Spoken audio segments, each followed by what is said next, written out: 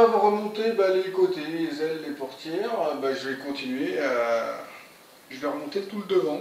Et puis, plus c'est affinité suivant le temps qu'on a. Là, ça fait 2 heures que je me bats avec le capot pour qu'il s'ouvre et qu'il se ferme sans problème. Tout ça, c'était pas bien aligné, ça frottait, le câble tirait pas bien. Maintenant, si on attrape le câble, là, ça s'ouvre tout seul.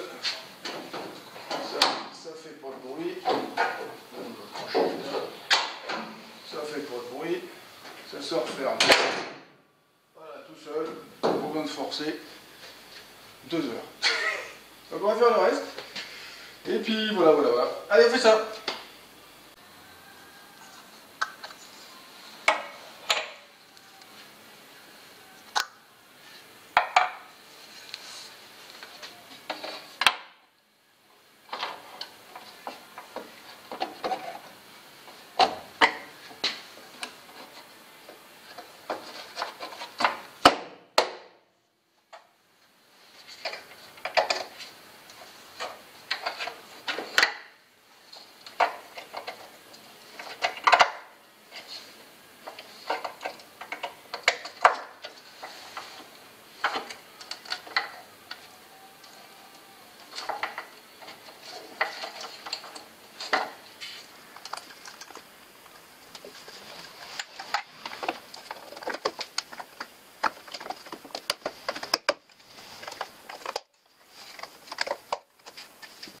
Lave-la avec ses yeux tout seul, c'est moche.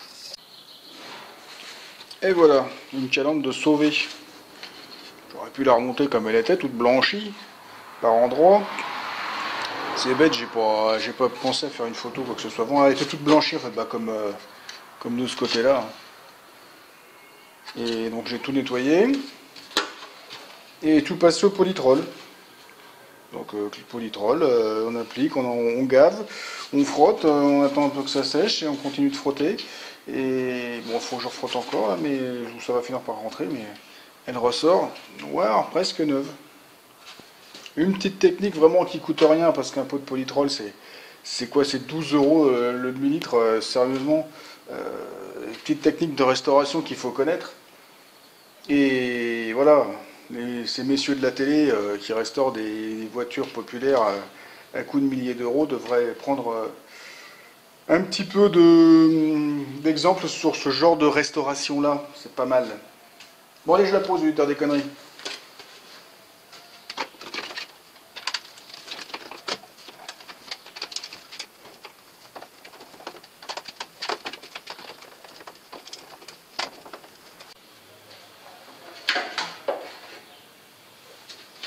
Et pour les entourages de phare et clignotants, pareil, polytrol. C'était tout blanchi, pareil, c'est devenu tout pas mal.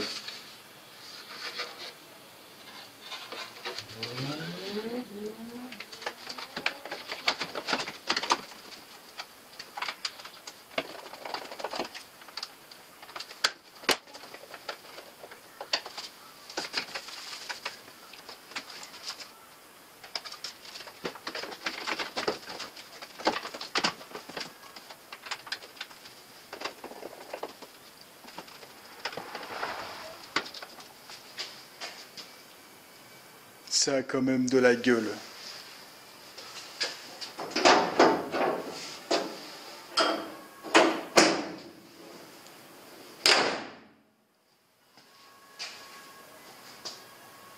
Et voilà, maintenant pouvoir remettre le pare-choc. Normalement.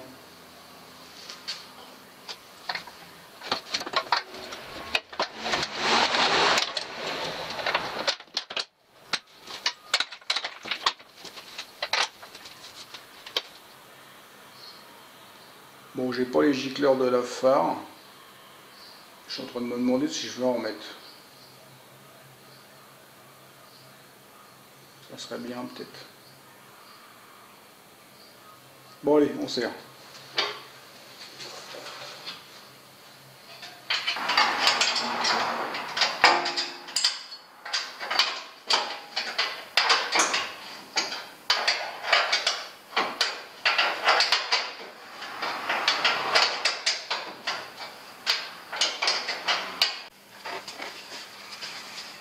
Et le bout de pare-choc va ici. Et en plus, il tombe pile poil. Il tombe pile poil le trou dans mon... Je me suis même pas trompé. Par contre, je ne le montrerai pas celui-là parce qu'il semblerait que ce soit un morceau qui ait été coupé. Mais effectivement, quand on le regarde, effectivement, on voit que il est coupé. Donc, ce que je trouve, c'est des pas coupés. Donc, en fait, je vais reprendre deux pas coupés. Et il y a aussi une bavette qui va entre les deux. Donc, je vais tout remettre d'origine, ça sera bien mieux. Comme moi, c'est pas pour faire du franchissement, ça ira très bien. Donc, maintenant, on va commencer à remonter un peu l'intérieur. Donc, ça, c'est les supports de fauteuil. Donc les supports de fauteuil, les fauteuils avant, les sièges avant, je les remonte pas. Ils sont abîmés, ils sont moches, ils sont pas inconfortables. J'ai deux fauteuils de Xantia, donc Citroën, donc un peu plus confortable, un peu plus ergonomique. Enfin, donc et puis voilà, ils me servent surtout, ils ne me servent pas. Donc je vais les monter sur les supports d'origine. Bon, les supports d'origine, bah forcément, ils baignaient dans la rouille, hein, donc ils sont rouillés. Donc je les ai grattés. J'ai gratté, j'ai fait des réparations parce que les endroits c'était pourri aussi. Et donc maintenant on va peindre toute la base en noir, ça sera plus joli.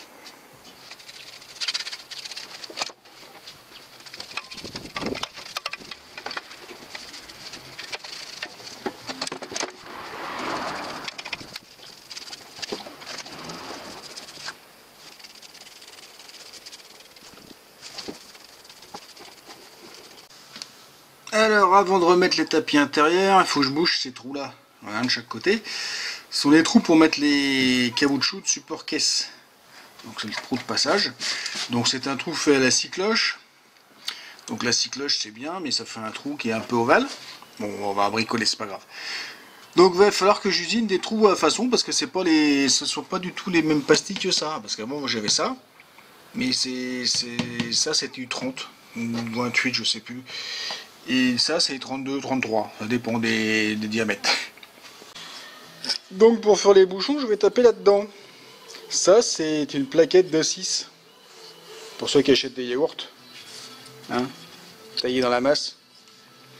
Ça date de l'époque où je travaillais dans une entreprise où on fabriquait des machines d'emballage pour les yaourts justement. Et on n'avait pas toujours les produits pour régler les machines.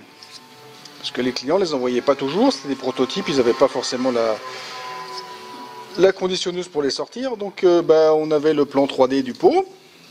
Et on les faisait usiner dans le plastique, dans du plastique. Donc ça c'est du PEHD 500 noir normalement. Donc ça ira très très bien pour ce que je veux en faire. J'ai déjà pris un pot qui a déjà servi à faire autre chose. Bon là il casse pas. Hein. Donc il faut que je le coupe à la scie. Et puis après on le passe dans le tour pour récupérer les rondelles. Hop. Et voilà un pot de 125 grammes. Donc là une technique où il faut prendre beaucoup de précautions. Parce que j'ai aucun endroit pour m'attraper. Donc là j'ai un plateau de pression qui est pris dans le mandrin. Là j'ai ma contrepointe. J'ai fait un point. J'ai fait un coup de pointeau là dans le milieu. Je plaque ma pièce sur mon plateau de pression. Et j'écrabouille avec la contrepointe. Et normalement, ça tourne. À prendre avec beaucoup de pincettes, hein, ça peut être dangereux. Moi c'est un bout de plastique, ça va aller.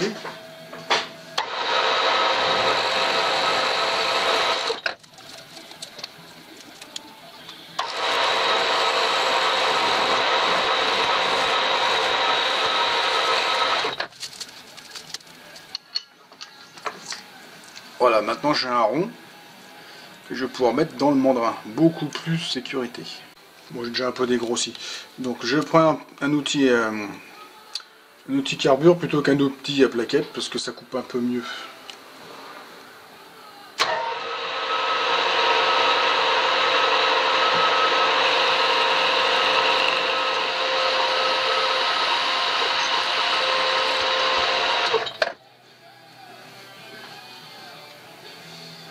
Voilà, mon ébauche est ronde.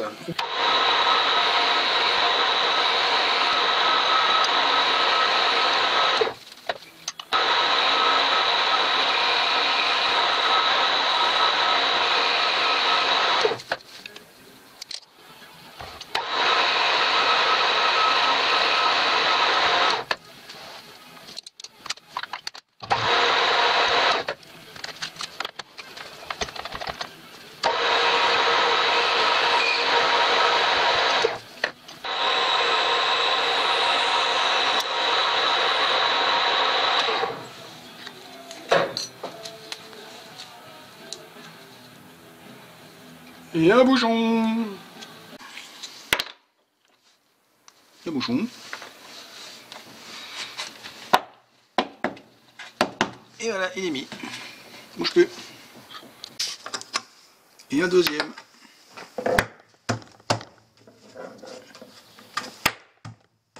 Voilà, bouché.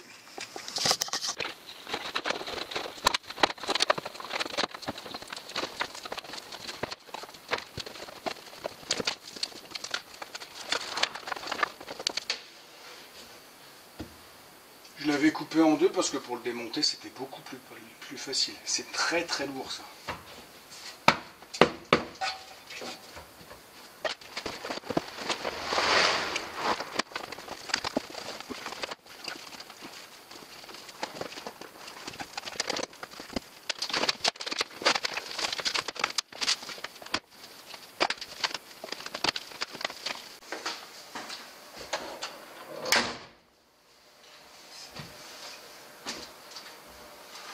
Comme j'ai changé les morceaux de tôle, j'ai plus les trous pour fixer les fauteuils. Enfin, il m'en reste deux, donc les deux autres, faut que je les reperce.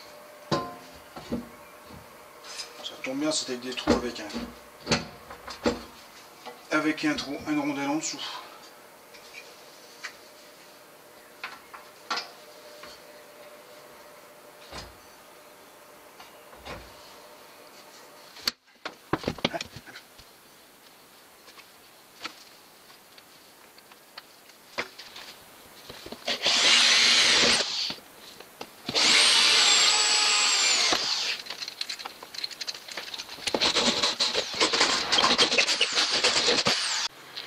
Donc voilà par quoi je vais remplacer mes fauteuils, les fauteuils de Xantia. Première génération je crois. Ils n'ont pas beaucoup de kilomètres il me semble, ils sont encore très bien, très souples, pas abîmés. Les mousses ne sont pas effondrées, j'avais acheté ça il y a une petite dizaine d'années. Parce que je voulais les mettre dans mon Acadian à l'époque, mais ça s'est pas fait parce que ça s'est pas fait. Et donc ils sont restés stockés là-haut depuis. Donc ils sont poussiéreux, il faudra que je les nettoie, mais ça c'est pas grave. Donc avantage de tout ça, c'est que moi il faut que je remette ces supports là-dessus. C'est que l'anthrax de fixation des sièges, entre ce trou-là et ce trou-là, ici, est de 245. Entre celui-là et celui-là. Et la fixation des rails du siège d'origine est de 245. Génial! Donc, je vais prendre de la cornière de 25. Venir me faire des petites entretoises ici de ce qu'il faut pour faire de traverse pour pouvoir venir me prendre dessus. Alors, soit comme ça, je sais pas, on verra, le plus facile. Et ça sera tout. Ça sera facile à monter. C'est bien la standardisation automobile. Parce que je pense pas que ce soit un effet de hasard quand même.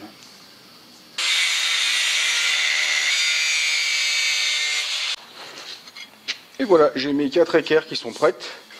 Je les ai coupées, brossées, arrondies, meulées de partout pour pas se faire mal. Il n'y a plus qu'à faire les trous.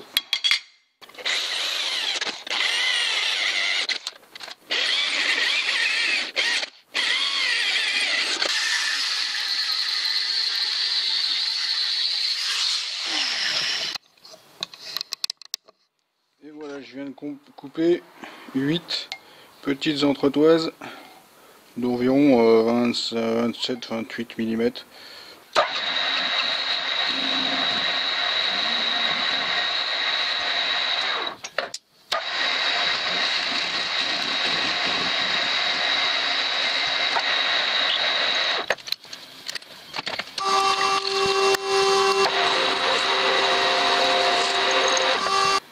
Donc j'ai mes 4 colonnettes de préparées, j'ai mes 2 cornières qui sont faites et sont sèches.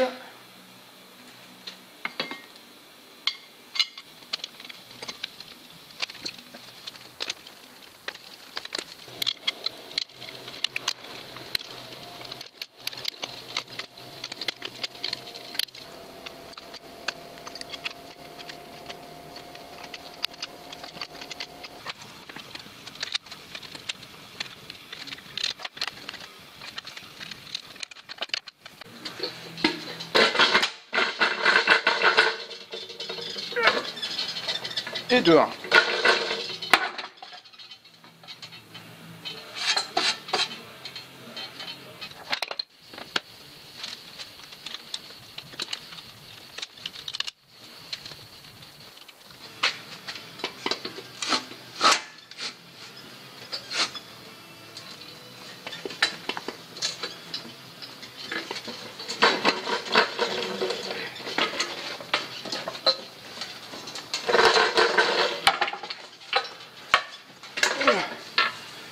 Et 2.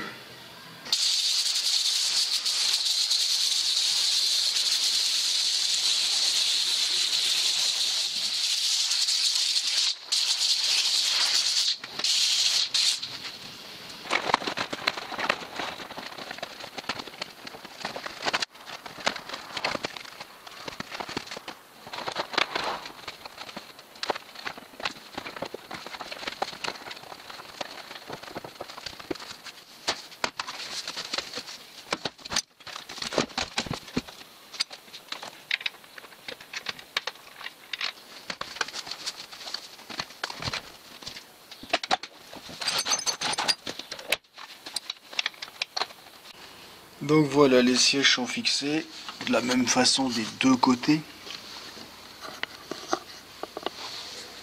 Voilà. Donc en fait les vis elles sont là en dessous, la moquette vient par-dessus. J'ai remis le cache en plastique. Voilà, jusque là on est remonté. Donc voilà ce que ça fait quand on n'a pas de tête. J'ai monté les fauteuils. J'ai pensé pouvoir mettre ça après. Et en fait, faut redémonter les fauteuils pour ça, parce que ça passe en dessous un morceau que j'avais pas vu. Je vais pas ramener tous les bouts de moquette et la connerie. Donc, on redémonte. Bon, ça y est, le bout de moquette il est à sa place. En plus, il faut le repasser sous le moquette de devant que j'ai redéglingué. Enfin bon, bref, tout va bien. Tout va bien. Allez, on resserre, on refixe les sièges, ça y est. Je suis content d'avoir mis de la BTR, ça va vachement plus vite.